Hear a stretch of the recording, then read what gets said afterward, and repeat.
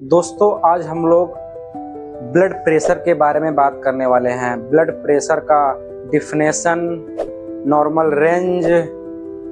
यदि normal range से अधिक बीपी हो जाए उसे मेडिकल टर्म में क्या बोलते हैं।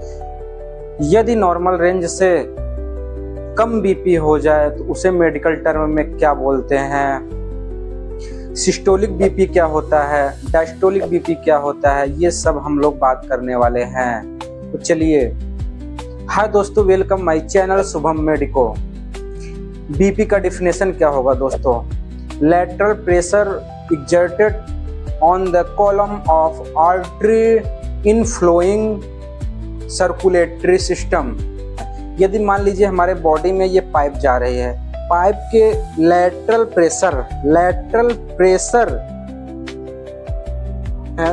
प्रेशर जो हम लोग काउंट करते हैं उसी को बोलते हैं बीपी। इसका नॉर्मल रेंज होता है 120/80 होता है। 120 को सिस्टोलिक बीपी बोलते हैं।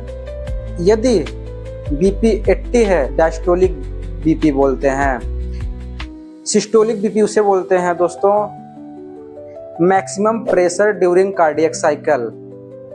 डायस्टोलिक बीपी किसे बोलते हैं, minimum pressure during cardiac cycle.